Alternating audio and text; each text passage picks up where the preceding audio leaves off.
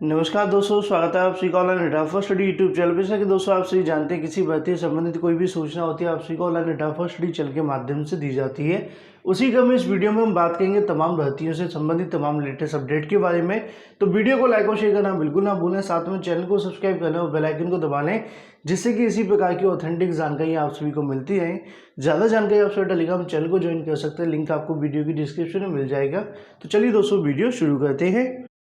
Video शुरू करने से पहले अगर आप यूपीएसआई दरोगा भर्ती की प्रिपरेशन करें तो चक्षु आप सभी के लिए लेकर आ चुके हैं संपूर्ण गाइड की बेस्ट बुक, जो कि आपके एग्जाम के लिए तैयार की गई है, जिसको एक्सपर्ट के द्वारा तैयार किया गया। साथ ही अगर बात करें आपके पैटर्न और साथ में सिलेबस के अकॉर्डिंग इसमें जो क्वेश्चन है वो रखे गए हैं, क्योंकि यही सही मौका है अपनी तैयारी को पक्का करने का। यूपीएसआई क्वालिफाई करना है तो आज ही परचेस करें, लिंक वीडियो की डिस्क्रिप्शन में है। चक्षु की बेस्ट बुक साथ ही गाइड के साथ, जिसमें आपको सभी विषयों का जो संपूर्ण विश्लेषण है वो देखने के लिए मिलेगा।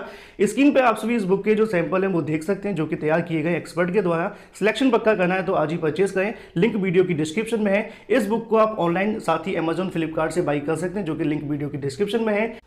इस बुक में सभी क्वेश्चन के साथ आपको मिलेगा डिटेल सॉल्यूशन, साथ ही एक्सप्लेनेशन। ज्यादा जानकारी के लिए स्क्रीन पर दिए गए नंबर पर कॉल करके भी ऑर्डर कर सकते हैं। तो नीचे वीडियो की डिस्क्रिप्शन में लिंक दिया, वहां पर क्लिक करके अभी बाई करें। तो यहाँ पे दोस्तों हम सबसे पहले बात करेंगे उत्तर प्रदेश में संपूर्ण लॉकडाउन को लेकर। अगर आपको याद होगा, 2 दिन पहले एक वीडियो के माध्यम से मैंने आप सभी को जानकारी दी थी, जिसमें सीएम के माध्यम से बयान दिया गया था कि उत्तर प्रदेश में लॉकडाउन नहीं लगाया जाएगा। ऐसी जानकारी उनके माध्यम से मिली थी। लेकिन अब ऐसे में उत्तर प्रदेश में संपूर्ण लॉकडाउन लगाने का जो आदेश है वो भी दिया है। कितने दिनों के लिए लॉकडाउन लग सकता है, ऐसी भी जानकारी देखने के लिए मिल रही है। लेकिन उससे पहले आप सभी जानते हैं कि विद्यालय, कोचिंग और शिक्षण संस्थानों को बंद कर दिया गया है। तमाम प्रतियोगी परीक्षाओं या फिर बोर्ड परीक्षाओं को पहले से स्थगित किया गया। लेकिन अब ऐसे में उत्तर प्रदेश के अंदर एक बार फिर से कोरोना संक्रमण के चलते संपूर्ण लॉकडाउन लगाया जा सकता है। और जब संपूर्ण लॉकडाउन लगता है तो आप सभी जानते हैं कि तमाम चीज़ें आप सभी के सामने देखने के लिए मिलती है, और तमाम कहीं ना कहीं अगर बात करें समस्याओं का सामना सभी लोगों को करना भी पड़ता है। लेकिन अगर कोरोना संक्रमण ऐसे बढ़ता रहा, जो जानकारी देखने के लिए मिल रही है, लगातार केसेस बढ़ते हुए दिखाई दे रहे हैं। पिछली बार की तरह सरकार इस बार सीरियस नहीं है, क्योंकि चाहे वो पंचायती चुनाव हो या फिर अन्य जिलों के अंदर चल रहे चुनाव की वजह से सरकार ने अभी तक इस प्रकार के कोई फैसले देखने के लिए नहीं मिले हैं। इसी वजह से संक्रमण और तेजी से बढ़ता हुआ दिखाई दे रहा है। कल मैंने आप सभी को बताया भी कि सीएम भी संक्रमित के संपर्क में है, तो इससे अंदाजा लगाया जा सकता है कि कोरोना संक्रमण को लेकर सरकार के द्वारा इस बार अभी तक जो सही फैसले हैं वो नहीं लिए गए हैं। अब हाईकोर्ट के माध्यम से यहाँ पे तमाम जानकारी आप सभी को दी गई है। जैसा कि आप सभी देखेंगे कि 2 से 3 हफ्ते संपूर्ण लॉकडाउन लगाने का विचार किया जाए, ऐसा हाईकोर्ट के माध्यम से कहा गया है। 2 या 3 की अगर बात करें तो 15 से लेकर 20 दिनों की यहाँ पे हम कह सकते हैं कि लॉकडाउन लगने की संभावना है। उत्तर प्रदेश के अंदर संपूर्ण लॉकडाउन पर विचार करने के जो निर्देश हैं वो दिए गए हैं, मतलब पूरे तरीके से लॉकडाउन लगाने के जो आदेश हैं वो आपको देखने के लिए मिले हैं। राज्य सरकार ने इलाहाबाद हाईकोर्ट को जो निर्देश है वो दिया है, जो कि आप सभी को यहाँ पे भी देखने के लिए मिल जाएगा कि ज़्यादा प्रभावित जिलों के अंदर पूर्ण लॉकडाउन लगाने पर विचार करे सरकार। कोरोना संक्रमण पर हाईकोर्ट का सुझाव दिया गया कि रात्रि कर्फ्यू कहीं ना कहीं छोटा कदम है। अस्पताल की जगह पर अगर बातें खुले मैदान बनाए जाए, जिससे कि अस्थायी अस्पताल देखने के लिए मिले, क्योंकि संख्या लगातार बढ़ती हुई दिखाई दे रही है। उसी क्रम में इलाहाबाद हाईकोर्ट प्रदेश में कोरोना के बढ़ते संक्रमण की चिंता जताते हुए सरकार को संक्रमण से अधिक प्रभावित शहरों में पूरी तरीके से लॉकडाउन लगाने का सुझाव दिया है। कोर्ट ने कहा है कि सरकार 2 या 3 सप्ताह के अंदर यहाँ पे लॉकडाउन लगाकर विचार करे। कोर्ट ने ये भी जानकारी दी है कि लॉकडाउन लगाना सही है नहीं, किंतु जिस तरीके से संक्रमण फैलता हुआ दिखाई दे रहा है उसे देखते हुए लॉकडाउन लगाने पर विचार करना चाहिए। कोरोना से अत्यधिक प्रभावित शहरों की अगर बात करें, लखनऊ, कानपुर, प्रयागराज, वाराणसी, गोरखपुर हैं। कोरोना मामले को लेकर स्वतः अगर बात करें, कायम जनित याचिका की सुनवाई कर रहे न्यायमूर्ति सिद्धार्थ वर्मा ने और साथ में न्यायमूर्ति अजीत कुमार की खंडपीठ ने मामला कहीं ना कहीं सुना, और उसके बाद में नाइट कर्फ्यू को लेकर यहाँ पे जानकारी दी है कि उससे ज़्यादा प्रभाव नहीं पड़ेगा। जो प्रभावित जिले हैं उसके अंदर संपूर्ण लॉकडाउन लगाने के बारे में चीज़ें आप सभी के सामने देखने के लिए मिल रही हैं। मतलब जैसा कि आप सभी को बताएं, बढ़ते कोरोना संक्रमण के कारण सभी शिक्षण संस्थानों को तो बंद किया गया है, लेकिन जो 15 तारीख से शुरू होने वाले चुनाव, उसको लेकर कोई फैसला देखने के लिए नहीं मिला है। हालांकि ये मामला कोर्ट में भी गया था, तो कोर्ट ने भी इस पर कहीं ना कहीं स्टे नहीं लगाया। अब ऐसे में जब चुनाव करवाए जाएंगे तो चीज़ें और भी भयावह आप सभी को देखने के लिए मिलने वाली हैं। फिलहाल जैसा कि आप सभी देख पा रहे हैं कि लगभग 2 से 3 हफ्ते के लिए लॉकडाउन लगाने पर विचार किया जाए। और भी चीज़ें आप सभी के सामने हैं, कई जिलों के अंदर ऐसी चीज़ें देखने के लिए मिल रही हैं जहाँ पर कोरोना संक्रमण लगातार जारी है। वहीं दूसरी तरफ बात करें टीजीटी पीजीटी को लेकर, तो यहाँ पे दोस्तों आप सभी को देखने के लिए मिलेगा उत्तर प्रदेश माध्यमिक शिक्षा सेवा चयन बोर्ड की अगर बात करें टीजीटी प्रवक्ता के लिए भर्ती के लिए आवेदन की तिथि बढ़ाने के बाद भी वेबसाइट की जो समस्या है वो दूर नहीं हुई है। अभ्यर्थी आवेदन नहीं कर पाए। अभ्यर्थी की शिकायत है कि चयन बोर्ड की ओर से टीजीटी प्रवक्ता के लिए आवेदन की जो तिथि है वो 11 अप्रैल से बढ़कर 21 अप्रैल कर दी गई है, लेकिन इसके बाद भी समस्या जस की तस है। आज आप सभी के सामने 14 तारीख हो चुकी है, लेकिन बदलाव के नाम पर कुछ भी देखने के लिए नहीं मिला है। अभ्यर्थी ने चयन बोर्ड के सर्वर की अगर बात करें समस्या ठीक करने की मांग की है। अभ्यर्थी को कहना है कि चयन बोर्ड की अंतिम तिथि बढ़ा दी, परंतु वेबसाइट पर सर्वर की परेशानी को दूर नहीं किया गया है। रात भर जाकर अभ्यर्थी आवेदन करते हुए दिखाई दे रहे हैं, लेकिन फिर भी कहीं ना कहीं अभ्यर्थी को जो आवेदन है वो सबमिट करने में जब बारी आती है तो उनका जो सर्वर पूरे तरीके से फेल हो जाता है। तो ऐसे में टीजीटी पीजीटी को लेकर कहीं ना कहीं छात्रों के सामने तमाम समस्याएं देखने के लिए मिल रही वेबसाइट के बारे में। यहाँ से आप सभी के सामने चीज़ें स्पष्ट हो जाती है कि एक बार फिर से तारीखों का बढ़ना लगभग तय है। चूँकि आप सभी को पता है कि 11 तारीख से पहले 3 दिन खराब हुए थे, उसके बाद में 14 तारीख तक 4 दिन और ख़राब हो गए, लेकिन अभी तक कुछ भी देखने के लिए नहीं मिला है। वेबसाइट कब तक ठीक होगी? हालांकि सर्वर नया परचेज किया गया था, लेकिन उससे भी कोई खास फर्क अभी तक नहीं पड़ा है। तो टीजीटी पीजीटी की तारीखों में एक बार फिर से बदलाव होना तय है। फिर कहना चाहूँगा कि बदलाव से कुछ नहीं होगा। जब तक वेबसाइट काम नहीं करेगी तो ऐसे 2-4 साल तक आप लोग बदलाव करते रहिए, तब भी मामला ऐसे का ऐसे लटका रहेगा। और उत्तर प्रदेश के अंदर कोई भर्ती ऐसी नहीं जिसकी वेबसाइट सही तरीके से कार्य करती हो। तो यहाँ पे एक बार फिर से कहीं ना कहीं छात्रों के लिए समस्याएं देखने के लिए मिल रही हैं। उम्मीद है कि जल्द इसके बारे में चयन बोर्ड के माध्यम से जानकारी दी जाएगी। तो वहीं दूसरी तरफ बात करें एडेड जूनियर शिक्षक भर्ती के बारे में, जैसा कि आप सभी को पता है कि एडेड जूनियर शिक्षक भर्ती परीक्षा को फिलहाल तो स्थगित कर दिया गया है। अब इसके बारे में जो संभावित तारीखें 2 से 8 के बीच में देखने के लिए मिल रही थी, लेकिन यहाँ पे 2 बड़ी चीज़ें आप सभी के सामने आ जाती हैं। पहला कोरोना का संक्रमण और दूसरा लॉकडाउन। अगर किसी भी जिले के अंदर संपूर्ण लॉकडाउन लगा दिया जाता है या पूरे उत्तर प्रदेश में लगेगा तो आपकी परीक्षा तो होना लगभग नामुमकिन है। लेकिन अगर किसी जिले के अंदर भी संपूर्ण लॉकडाउन लगा दिया जाता है तो एडेड जूनियर शिक्षक भर्ती के लिए तमाम समस्याएं आपको देखने के लिए मिलने वाली हैं। 2 से 8 के बीच में परीक्षा करा पाना संभव नहीं है, ऐसी जानकारी भी मिल रही है। कोरोना संक्रमण के कारण अगर इसी प्रकार मामले बढ़ते रहे, केस बढ़ते रहे, तो 2 से 8 के बीच में परीक्षा होने की संभावना काफ़ी ज़्यादा कम है। दूसरी तरफ 2 से 8 की परीक्षा कराने की जानकारी तो दी गई थी, लेकिन परीक्षा नियामक प्राधिकारी के माध्यम से प्रस्ताव के बारे में भी अभी तक जानकारी नहीं मिली है कि 2 से 8 के बीच में आपकी परीक्षा होगी कि नहीं होगी।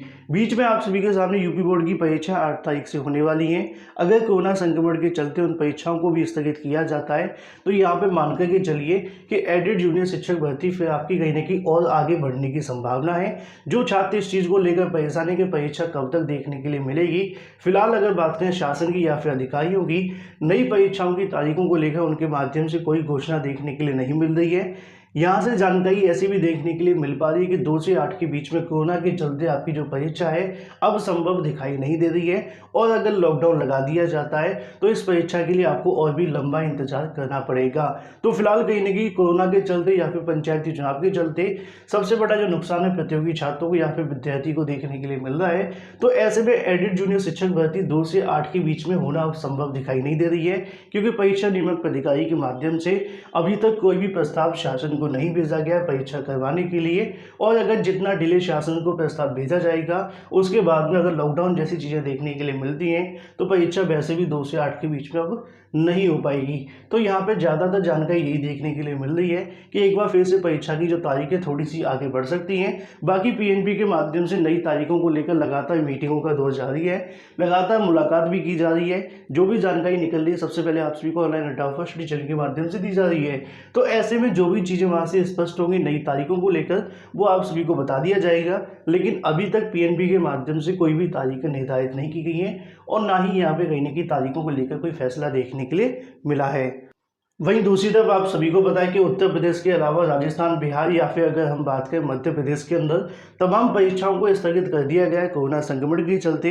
एक बार फिर से कोरोना के कारण बोर्ड परीक्षाएं भी स्थगित होती हुई दिखाई दे रही हैं।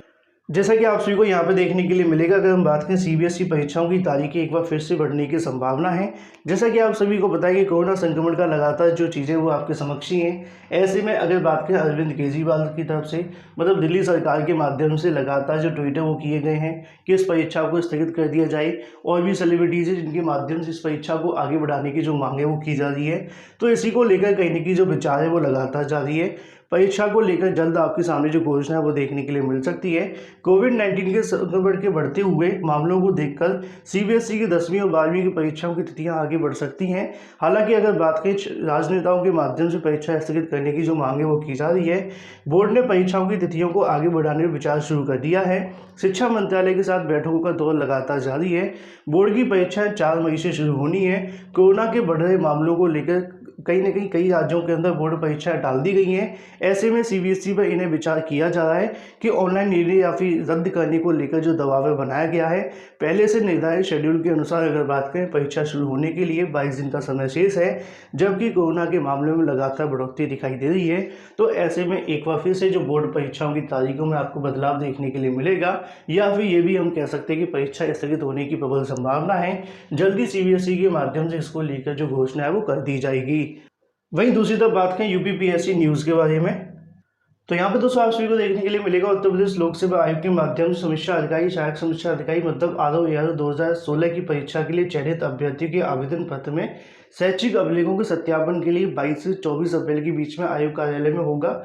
आयोग की अगर बात करें, परीक्षा नियंत्रक की ओर से जारी सूचना में कहा गया कि समीक्षा अधिकारी सचिवालय के प्रमाण पत्रों का सत्यापन 22 से 23 अप्रैल के बीच में 10 बजे से 1 के बीच में आपको देखने के लिए मिलने वाला है। समीक्षा अधिकारी लोक सेवा आयोग, मुख्य निर्वाचन आयुक्त अगर बात करें कार्यालय, लेखा सचिवालय और साथ में सत्यापन 24 अप्रैल 10 बजे से देखने के लिए मिलेगा। पूरा जो शेड्यूल है वो जारी कर दिया गया है, जो कि आप सभी को 22 तारीख से देखने के लिए मिलने वाला है आरओ 2016 के बारे में। वहीं दूसरी तरफ बात करें अपनी अगली अपडेट को लेकर, जो कि है यूपीएससी के बारे में। जैसा कि आप सभी को पता है कि यूपीपीएससी के माध्यम से तो जैसे तैसे परीक्षाएं करवा ली जाती हैं, लेकिन हमारा एक और आयोग है यूपीएससी, जिसको हम दूसरे नाम कछुआ आयोग के नाम से भी जानते हैं। ऐसे में बहुत सारे छात्रों की जो परीक्षाएं वो लटकी हुई हैं। जानकारी ये भी देखने के लिए मिल रही है कि जून के अंतिम सप्ताह के अंदर वीडियो भर्ती परीक्षा करवाई जा सकती है, लेकिन जिस प्रकार कोरोना के मामले बढ़ रहे हैं, कहीं ना कहीं यूपीएससी को तो यहाँ बहाना चाहिए अपने आयोग को बंद करके कार्य को ठप करके बैठ जाने का। जैसे ही यहाँ पे कोरोना संक्रमण को लेकर कोई जानकारी मिलती है या फिर लॉकडाउन जैसी चीज़ें होती हैं, सबसे पहले जो ठप होता है वो यूपीएससी हो जाता है। ऐसे में जानकारी ये भी है कि जो परीक्षाओं की शुरुआत होगी अब वो जून के अंदर ही देखने के लिए मिलेगी। जून से पहले किसी परीक्षा के होने की संभावना नहीं है। लगातार एजेंसी को लेकर विवाद का विषय जारी है। तो ऐसे में कहीं ना कहीं यूपीएससी के एग्जाम के बारे में जानकारी मिल रही है कि जून से पहले अब कोई परीक्षा होने की संभावना नहीं है। एक बार फिर से कोरोना के चलते यूपीएससी ठप होता हुआ दिखाई दे रहा है। अगर हम बात करें, जून के अंतिम सप्ताह के अंदर जानकारी देखने के लिए मिल रही है कि वीडियो भर्ती की जो परीक्षा है वो करवाई जाएगी। बाकी इसके अलावा जो भी परीक्षा होंगी उसके बारे में अलग से जानकारी दी जाएंगी। जो परीक्षाएं स्थगित की गई थी उनके बारे में अभी तक कोई नई तारीखों को लेकर विचार नहीं किया गया है। वहीं दूसरी तरफ बात करें एलटी ग्रेड को लेकर, जैसा कि आप सभी को पता है कि शिक्षक भर्ती या फिर कोई भी भर्ती हो, अधिकारियों के माध्यम से तमाम जो गलतियां वो लगातार जारी रहती हैं। चाहे भर्ती पूरी हो जाती है या फिर भर्ती लटकी रहती है, अधिकारी कहीं ना कहीं गलती करते रहते हैं। सेम चीज़ आप सभी को यहाँ पे भी देखने के लिए मिल जाएगी। अगर बात करें, आयोग के उप सचिव ने माना कि मेरिट बनाने में त्रुटि हुई है। हिंदी और सामाजिक विज्ञान के विषय अभ्यर्थी ने मंगलवार को आयोग के उप सचिव पुष्कर श्रीवास्तव से मिलकर एलटी ग्रेड हिंदी सामाजिक विज्ञान की सॉफ्ट कॉपी को लेकर त्रुटि का जो मामला है वो उठाया है। आयोग के उप सचिव ने स्वीकार किया है कि सॉफ्ट कॉपी तैयार करने में कुछ त्रुटियां हुई हैं, उसे ठीक करने का जो प्रयास है वो जारी है। उन्होंने कहा कि 19 अप्रैल को संशोधित सॉफ्ट कॉपी निदेशालय भेज दी जाएगी। मतलब जानकारी आप सभी के सामने देखने के लिए मिल रही है कि आयोग के उप सचिव ने माना है कि मेरिट बनाने में त्रुटि हुई है, जिस वजह से जो मामला है वो अभी तक लटका हुआ है। अब इसको संशोधित करके 19 अप्रैल तक का जो समय वो मांगा गया है, उसके बाद में आगे की कार्यवाही आपको देखने के लिए मिलेगी। वहीं दूसरी तरफ बात करें 69,000 शिक्षक भर्ती के बारे में, जैसा कि आप सभी को पता है कि 69,000 के शेष पदों पर थर्ड चयन सूची का लगातार छात्रों के माध्यम से इंतजार किया जा रहा है। तो शासन प्रशासन के माध्यम से तमाम जो पद हैं वो भी जारी किए जा रहे हैं, क्योंकि छात्रों की तो मंशा है कि जल्दी से यहाँ पे उनकी थर्ड काउंसलिंग शुरू करवा दी जाए। लेकिन जो अधिकारियों की मंशा या फिर बेसिक शिक्षा अधिकारियों की मंशा है, उससे स्पष्ट है कि मामला और भी लटक सकता है। जैसा कि मैंने कल देर रात को आकर आप सभी को जानकारी दी थी कि थर्ड चयन सूची के लिए आगरा के माध्यम से डाटा भेज दिया गया है, लेकिन ऐसे में अभी बहुत सारे जिले हैं जिनके माध्यम से डाटा नहीं भेजा गया। लेकिन एक जानकारी ये भी देखने के लिए मिल रही है कि 30 जिलों में जो डाटा भेजा गया है, यहाँ पर जानकारी दी गई कि भाई इनके माध्यम से डाटा नहीं मिला है। कई जिले ऐसे भी हैं इसके अंदर, जैसे कि यहाँ आगरा लिखा हुआ, अलीगढ़, हाथरस, मथुरा, बरेली, तो इनमें से बहुत सारे ऐसे जिले हैं जिनके माध्यम से जानकारी मिली है कि उन्होंने पहले से डाटा भेज दिया है। अब यहाँ से अगर पहले से डाटा भेजा है तो सचिव के माध्यम से बार बार यहाँ पत्र क्यों जारी किए जा रहे हैं, शिक्षा निदेशक के माध्यम से क्यों जारी किए जा रहे हैं, तो इसके बारे में जानकारी ये भी देखने के लिए मिल रही है कि लगभग ज़्यादातर सभी जिलों के माध्यम से डाटा भेजा गया है, लेकिन जो डाटा भेजा जा रहा है पुराने फॉर्मेट में है, जिस वजह से सचिव के माध्यम से एक्सेप्ट नहीं किया जा रहा है। दूसरा पॉइंट ये भी देखने के लिए मिल रहा है कि कुछ जिलों के माध्यम से कुछ पदों को होल्ड करके रखा गया है, जिसकी वजह से यहाँ पे कहीं ना कहीं बार बार सचिव के माध्यम से लेटर तो जारी किए जा रहे हैं, लेकिन जो डाटा मिल रहा है उसे संतुष्ट नहीं है। हालांकि पत्र के अंदर पूरी जानकारी नहीं दी गई है आखिर किस मैटर की वजह से बार बार डाटा की जो मांग है वो की जा रही है। उसी क्रम में इन 30 जिलों से एक बार फिर से जो डाटा है वो मांगा गया है। 14 अप्रैल तक सूचना मांगी गई है। इतना ही नहीं, कार्रवाई को लेकर जानकारी दी गई है। हालांकि कार्रवाई के नाम पर अभी तक कुछ देखने के लिए नहीं मिला है। तो ऐसे में थर्ड काउंसलिंग को लेकर जो छात्र इंतजार कर रहे हैं, जैसा कि आप सभी को पता है कि हजारों की संख्या के अंदर जो पद है वो खाली हैं। अब ऐसे में एसटी वाले पदों को जोड़ने की बात कह दी गई है एससी वाले छात्रों के लिए, तो कहीं ना कहीं जल्दी से थर्ड काउंसलिंग शुरू हो सकती है। लेकिन अधिकारियों की बात करें या फिर अगर बात करें बेसिक शिक्षा अधिकारी के माध्यम से बार बार इस मामले को लेकर डिले किया जा रहा है। अब यहाँ पर इंतजार करना होगा 14 तारीख तक का, मतलब कि आज तक का, और उसके बाद में क्या चीज़ें होंगी, क्योंकि यहाँ पे बार बार डाटा तो भेजा गया है लेकिन सचिव के माध्यम से एक्सेप्ट नहीं हुआ है। अगर एक बार फिर से पत्र जारी होता है तो स्पष्ट हो जाएगा कि यहाँ पे जो फॉर्मेट में डाटा भेजा जा रहा है वो गलत है, जिस वजह से अभी तक एक्सेप्ट नहीं किया गया है। वहीं जैसा कि आप सभी को पता है कि नई चयन सूची की अगर हम बात करें खाली पदों पर, अगर आज की तारीख में पूरा डाटा भेज दिया जाता है तो जल्द आप सभी के सामने थर्ड चयन सूची देखने के लिए मिल सकती है। बाकी इंतजार करिए, देर शाम तक का जो भी अपडेट होगी आप सभी को ऑनलाइन फर्स्ट चैनल के माध्यम से दे दी जाएगी। वीडियो को लाइक और शेयर करना बिल्कुल ना भूलें। फ्रेंड्स, वीडियो के माध्यम से इतना ही। Thank you for watching this video.